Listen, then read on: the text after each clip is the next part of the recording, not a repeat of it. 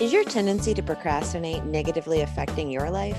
If so, sign up for our free Fast Track class, No More Procrastination. In this class, you'll learn a simple and practical way to defeat procrastination once and for all. This 30-minute free course will help you get your life back on track.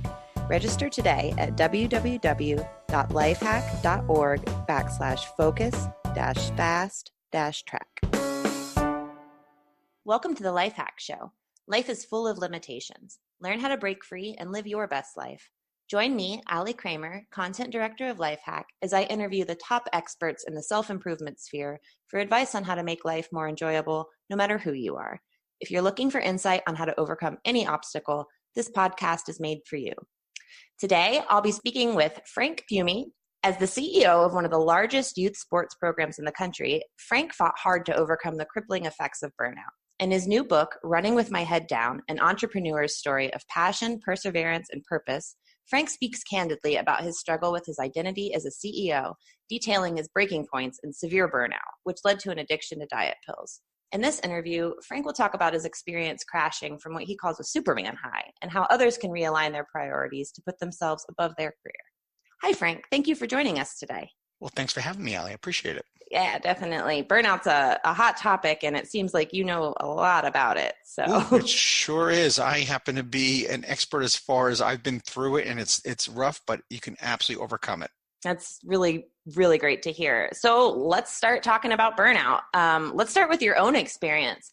Can you share with us the story of your own burnout experience, and how did you come to know you were burned out, and what did you do?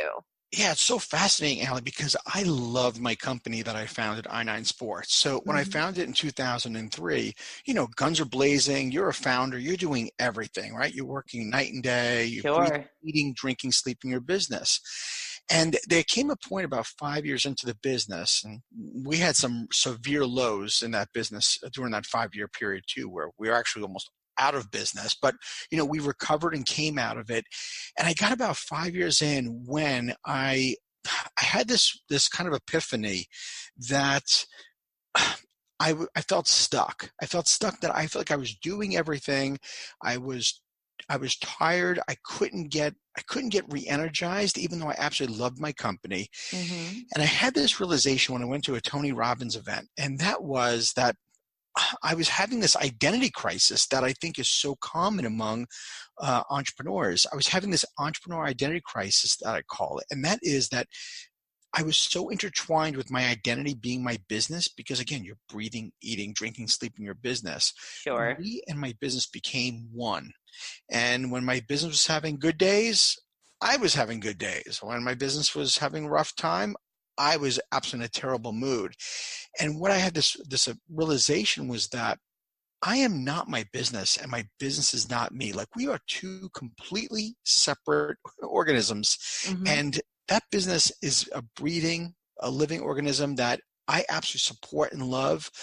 But I'm more than just my business, and my business is more than just me. And it was hugely freeing to have that realization that life is more than just business. Sure. So you went to a Tony Robbins event. Was this in kind of search for kind of getting over your stuckness, or was that a work event that you were going? Yeah. What led you there? Actually, that's the reason why I went to Tony's Date with Destiny. It's sort of his signature program. And I kind of went because I wanted to kind of figure out my why. Like, why am I doing this? Yeah. And I've always kind of been fascinated with purpose in life and your mission and pursuing your passion.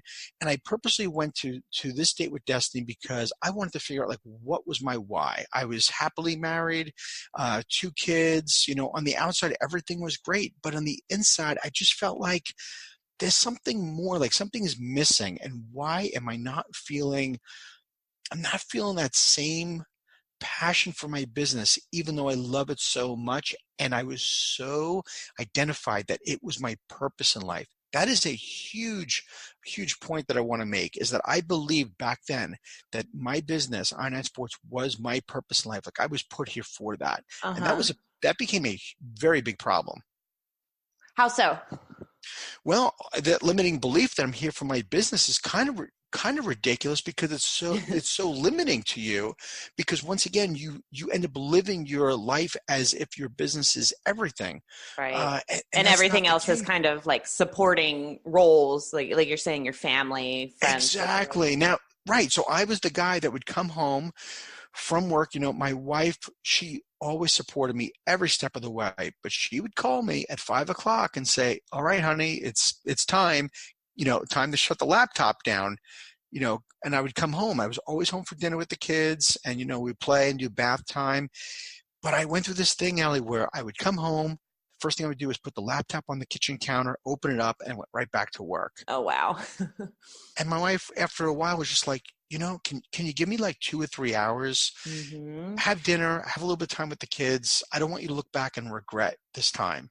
And so was And this causing like relationship problems with you and your wife? yeah, absolutely. The fact that she supported my business, supported me in the business so much. I mean, we met before the business started. Uh-huh. So she was totally supportive, but she realized that there was a much bigger picture in all of this. And we both come from divorced parents. Her mom worked crazy number of hours running a deli in Long Island Mm. and wasn't home for her sister or her after school or for dinner. My mom worked 2 jobs. My parents were divorced as well. So we really valued family time. And my wife, though, had to give me that wake-up call. Mm-hmm. So your wife gave you this wake up call, and it was at that point that you understood that you were burned out, or was it more kind of like a revelation over time? Yeah, it was a revelation over time. So Mhm. here's what happened. This is all part of this burnout phase that you're going through, because I think it's, all of a sudden, like, your house doesn't burn down in 1 second. It happens over phases, Good right? point. Yeah. So I'm in my company, I'm running this company, and the organization chart is like flat. It's like me and like everybody else. And Uh-huh. I needed more leaders in my company. And I had a phone call with a CEO of another franchise company after reading an article that he hired a COO and president. So I called him up and I'm like, "Brian, I just read that you hired a COO president. How do you know, like, when is it time?" And he Uh-huh. says, "Frank, you'll know when it's time. Like, the business is bigger than you." And I was like, "Oh my gosh, I am absolutely there. The Oh, business is wow. bigger than me." So it was then that I hired a president and COO. His name is also Brian, and Brian is now the CEO and chairman of Reignite Sports. But I hired Brian, and the thing that was so important, though, Ali, in this process is that I hired for my weakness. And that's the thing that I would absolutely recommend anybody that's going through burnout, that's an entrepreneur that owns their business, owns their own business, that doesn't feel like they can relinquish control. You got to relinquish control. You're going through Mhm. founderitis. You need to relinquish control, and you need to start, if you really love your company, get out of your own way. And hiring Brian was the change, is that shift that started happening for me. Yeah, And that's it was a really great point. I think a lot of people have issues, especially managers, bosses, founders, of delegating to others. And you're saying, kind of let go of that control and let others take over the spots where you're weaker in, so yeah, you can. absolutely. Mhm. That top down mentality or top down management, it only goes for so long, right? When you start your company, you can see how it happens. You start your business and you are it. You're doing everything. And then you hire one person and they maybe handle a task, or just like your finances. And then you hire somebody else for marketing. But you were doing those things before they got hired, and you still have your hands in it. So you can see how this whole control, or founderitis, I call it, inflammation of the founder, where Right. they have to be involved in every decision and they lack respect for formalized planning because they, flew by the seat of the pants. I get it. I did all that. But the difference was, Ellie, at that point, I realized if I really, really love my company, like I say I do, then give it what it needs. Get out of my own way and hire people. And Yeah. that was a big moment for me. I'm sure it was, Frank. Jeez. And so what did you do after this realization? Yeah. So after I had this realization, so some of the things I did was I realized that, yeah, I had been really burned down, and I had been burnt out, and I didn't realize it at the time. But then at that moment, when I looked back, I was like, this explains why I would take extended weekend. I would take off on a Monday and come back on Tuesday and still not feeling the passion, still not wanting to come back, and I was feeling guilty about it. Or I would take extended vacation and I would come back and I still wasn't feeling it. And I'm like, oh, I get it now. Uh-huh.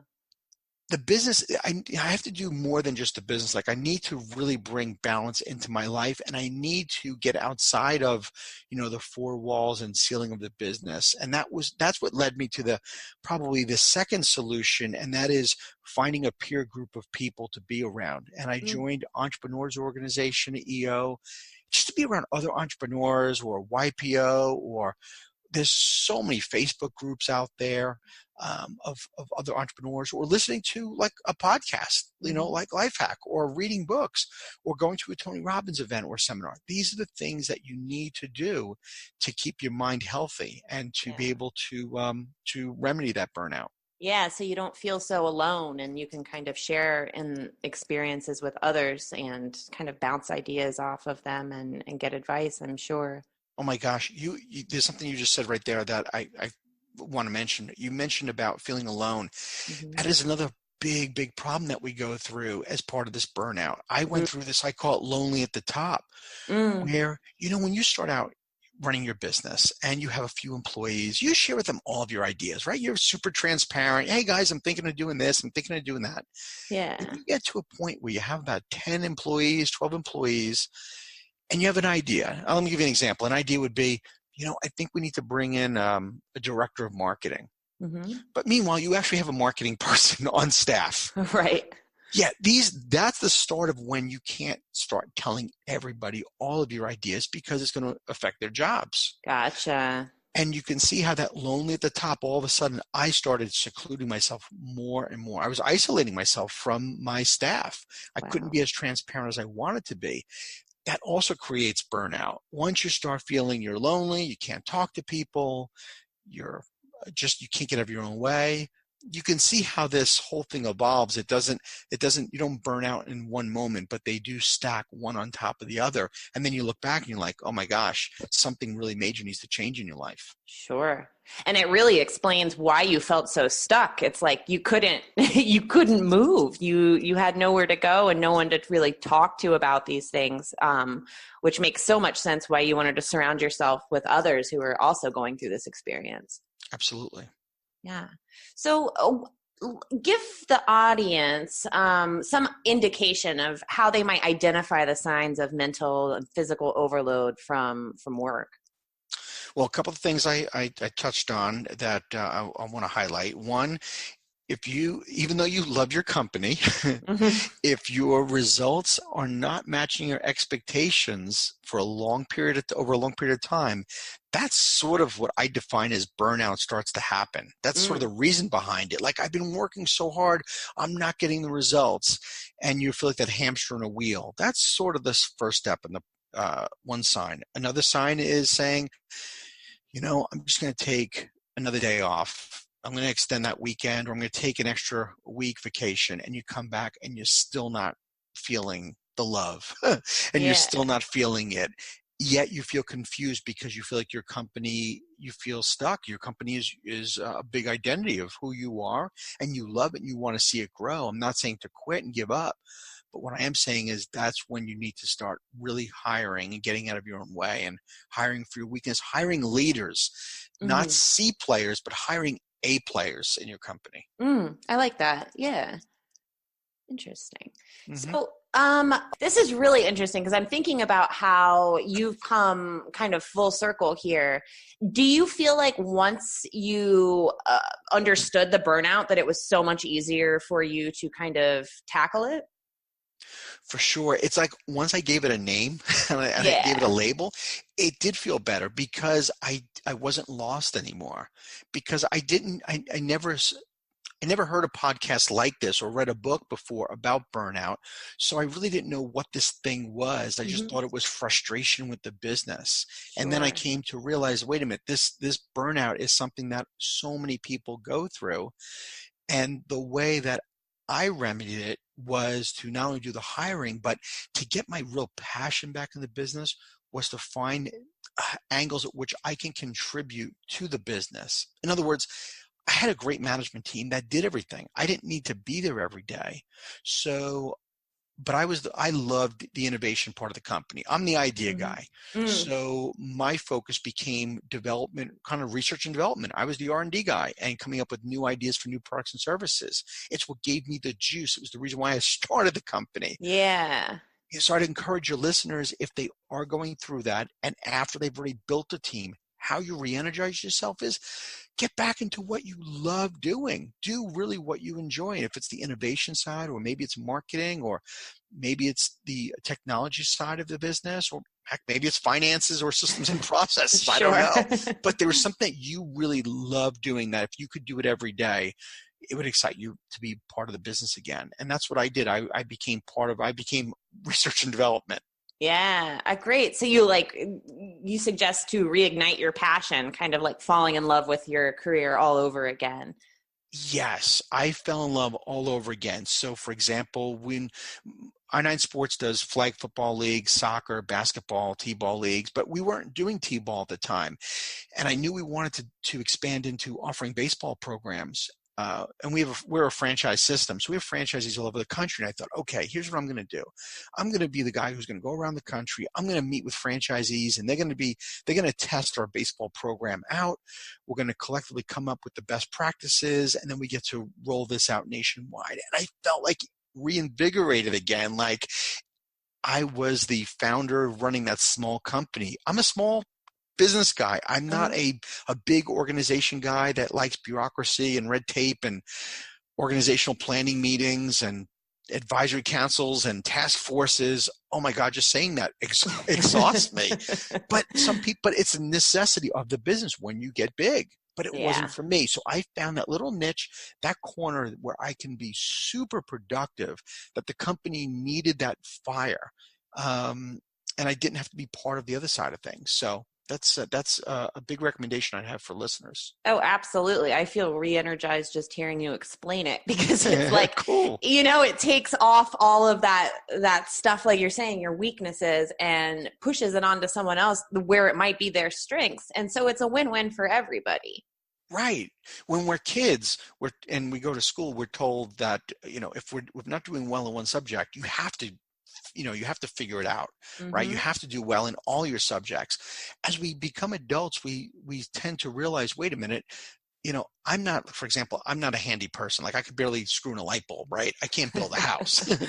That's not my strength, but my strength is to build a company and then hire people to build a house, right? So Yeah. the point is that focus on your building on your strengths, not trying to fix your weaknesses at 30, 40, 50 something years old. Enjoy life and do what you really enjoy doing. And if you do what you enjoy, you'll be good at it. Yeah, that's such beautiful advice. And And I super love it. simple. Yeah, it's It's simple. ridiculously simple, I realize, but it's true. Yeah, and you don't sound burnt out at all right now. So I would say that it's effective. Um, so I really want to jump into your book, Running with My Head Down, an entrepreneur's story of passion, perseverance, and purpose. Can you tell our listeners more about your book? Yeah, so my book is an entrepreneurial journey book. I wanted to kind of demystify the secrets to success Nice. because I was very fortunate that I founded a company, that I surrounded myself with a really, really strong group of people and franchise owners and staff. And I've grown this thing since 2003. We've registered over 2 million kids, 900 locations. The It's company has worth incredible. $300 million over that period of time. But I'm a guy who I come from very little money. I have a bachelor's degree, but I'm not a, MBA or PhD or anything. I Mhm. didn't have contacts. I had lots of doubters and naysayers in my life. My dad told me that I had golden handcuffs, meaning I could never quit my medical sales job to start my softball league, which is how I got my Oof. start. And I made $7,000 the first year. And then Wow. 6 years later, we sold it for $2 million. So, I That's mean, amazing. you can do it. And I wanted to write this book to inspire people that don't settle for plan B in your life. Plan B for me was medical sales. It was safe. I had no passion for it. I hated it. My ultimate passion was sports, and that's how I led to starting a softball league and then running kids flag football and then later franchising I9 Sports. So I wanted to take my journey, my book is not a nuts and bolts business book. If you're looking for like nuts and Mhm. bolts, do A, B, and C, there's plenty of great books out there. I wanted to take the reader on a journey. I want to take you on a story of how I started, the highs and lows I go through. I want you to ride that roller coaster ride with me, and you get to feel what I felt, what I thought. Like when I was down and out, we were almost bankrupt. We had lost over $800,000. And Wow. I was at the end of my rope. Nadine and I, my wife and I, had like $50,000 to our company, in our name, to our company. And we hired a consultant, which cost us 35 grand. And we Wow. turned it around. But you could imagine the conversation we had at dinner at night. Like, we have 50 grand to our name. We're done. We have nothing left. Right. And that 850,000 that we had lost was only because we had sold our first company. So that's where we got the money from. So you could only imagine the doubters and naysayers that I heard in the Ugh, back of my head. And I want to yeah. take the reader on this journey. And ultimately, I realized that as much as I love I9 Sports, and I'm still with the company in the form of, I'm the founder, I'll always be the founder, Sure. but I'm a minority shareholder now, and I'm on the board of directors. But I sold the majority interest in the company 2 years ago when I realized that I9 Sports was not my purpose in life. My purpose is to be fulfilled, and it's to use creativity and enthusiasm to inspire others. And that's kind of the huge takeaway in all this. You're going to see through my journey that I went through lots of things, but my purpose was never just that business. It was more than that. And Yeah. I hope to inspire readers now in their own lives. It sounds like you certainly will. You're an idea man, like you said, and that's a beautiful purpose to have. It seems like it's a lot less restricting than one specific business that you're running. Yeah, when I realized that my business was not my sole purpose in life, it was the most freeing feeling. And I came to the conclusion that our lives are made up of series of missions. So when I was in school when I hated that medical sales job, Hmm. I had to go through those missions in life to get to, for example, my first business, that adult men's softball league that I ran. And oh my gosh, to start that league and become the largest league in New York, I thought like I hit the holy grail. Like that was my life purpose. Hmm. And then I'm like, this is it. If I do this for the next rest of my life, I will be forever happy. But I realized, wait a minute, there's more to life than just ABA sports. And that's when I found it. Then I later found I9 Sports and the kids program, and I franchise it. And then when I look back on all of them, like, wait a minute here, none of those were the sole purpose. My sole purpose is to be fulfilled. And there's all those missions. So like the book that I've written now, I never thought I was going to write a book. I'm not a writer. I'm a business guy. Hmm. And now I'm finding this book and speaking is my next mission in life. Love So it. it's a series of missions that we all go through. That's so cool. It's so inspirational too. So I'm kind of curious, do you have any advice for our listeners about restoring their own work-life balance, or, kind of even finding their own purpose in life? Okay, so here's the big mantra that I would love for everybody to hear, and that is the mantra has worked for my wife and I. We've been married for nearly 25 years, and we've been through an incredible roller coaster ride of highs and lows. But we've always had this mantra of live our life with absolutely no regrets. We never wanted to look back on anything and say would have, could have, should have. If we Mm. think we should do something, we absolutely go for it. You got one That's shot at pretty this. powerful. Yeah. Yeah, but it's worked for us for 25 years. Like we have never looked back and go, oh, honey, but what if we had done X? Mhm. Look, Allie, our ideas, some of the things we've done, they didn't turn out to be all successes. We've had plenty of learnings. I Yeah. built the big house thinking I need land and the giant house. And then after building it a year and a half later going, this isn't us. I don't like this house. Do you like it? And she's like, I hate this house. I'm like, okay, let's sell it.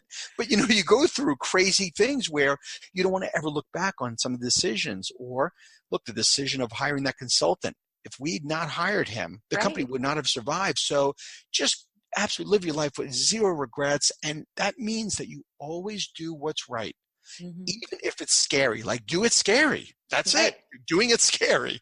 And it's very freeing, though, when you have that true philosophy in life. Yeah, the philosophy is almost a fearlessness, and like embracing this idea of stepping outside of your comfort zone to kind of better understand yourself and better appreciate your life. And then it will get you there. It's not going to always be comfortable, but from everything that you've described, being burnt out in any position is not going to be comfortable. No, So that's terrible. But that's where all the growth is, right? We always hear that all the growth is in discomfort. So getting out of my comfort zone and addressing it was where that change happened. So all of our progress happens in that discomfort. So what I would tell people to do is, look, don't play it safe in your life. And, I remember Tony Robbins saying a decision made out of fear is almost always the wrong decision. And I was like, wow, that is so powerful. Like sometimes when you decide not to do anything, well, you've made a decision, right? Out of fear. Exactly. Out of fear, right? Exactly. That just doing it scary. Like, I will be the first person to tell you, I am not fearless. I do things even when I'm scared, like, screw it. I'm scared and I'm still freaking doing it. So you don't let fear get in the way, even though you may be scared doing it. Yeah, And that's quitting your job. That's firing the person that needs to go, but you've been scared to do it, or making a change in a relationship, or making a change in your business, completely anticipating that there's a huge change in your company culture or product or your customers' wants and needs. You got one shot at this, everybody. So absolutely go strong and do it with no regret. That's fantastic advice. So I'm curious, who are your own role models in your life? Probably no surprise that Tony Robbins first that came to mind. So when I was in medical sales and I had no passion for it, I was driving around New York City and I would listen to his cassette tapes back in 1991. I got off of his infomercial, at 3 a.m. and listened to his infomercial. But the reason why I say Tony has been an inspiration to me is that from the first time I watched that infomercial and listened to his tapes, he gave me hope. Oh, nice. Yeah, there was hope that there was an opportunity for me to break through my limiting beliefs. These are things I had never heard as a kid. My mom was always supportive of anything I wanted to do. My dad was supportive in his own way. He wanted me to be successful. He was not the entrepreneur that I am, so we had conflicting beliefs on career path. But what Tony Robbins gave for me was hope that there are alternative ways. And I just felt like whether going to a Tony event or listening to his tapes or reading a book, I was gaining new insight that I had never learned before, and applying it has changed my life beyond its wildest dreams, honestly. So I would say that he's probably the biggest inspiration. And a second inspiration for me is Brian, the CEO of Reignite Sports, who in a way he's been my mentor. And how cool is it to actually have your mentor work with you hand in hand? And he's my super fortunate. Very cool. Oh my gosh. Like, we are yin and yang, right? So I'm the crazy visionary founder and he's the systems and processes, great leader, speaks so well, and he can move mountains. And that's what helped make this company what it is, because of his leadership. And I totally respect him. When I grow up, I want to be like him one day. I always tell him that. That's such a lovely thing to say. I love him dearly. Yeah, absolutely. I feel that way though. He's great. I love it. And what really strikes me about you, Frank, is that your energy is undeniable. It's like, I believe you. I totally believe that you're living your purpose, that you're fulfilled. And it's such a beautiful story to hear how you and your wife have been on this journey together. And it sounds like she's had your back this whole time as well. So you've had these great mentors, these really huge inspirational figures, and you figured out how to make it work for you, and you've transformed your life into exactly what you want. Absolutely. I'm extremely grateful. I am so grateful. And to hear you say those things, it hits me pretty hard, actually, because you don't think of it when you're kind of living through all of it. And I think of all the highs and lows, and some of the lows were pretty bad, and you get through it and it makes you a better person. So I'm grateful for sure. Wow. Well, you're certainly inspirational. I'm so happy to have talked with you today. And I cannot urge the listeners enough to check out Frank's book, Running with My Head Down, an entrepreneur's story of passion, perseverance, and purpose. And also be sure to visit Frank's site, frankfiume.com. That's FrankFiume.com. And again, thank you so much, Frank. This has been awesome. So inspirational. I have so much energy now. Awesome. Allie, thank you so much. It was my pleasure to be on this. Wonderful, wonderful. So that wraps up today's show. Thank you all for joining, and stay tuned for our next episode of the Lifehack Show.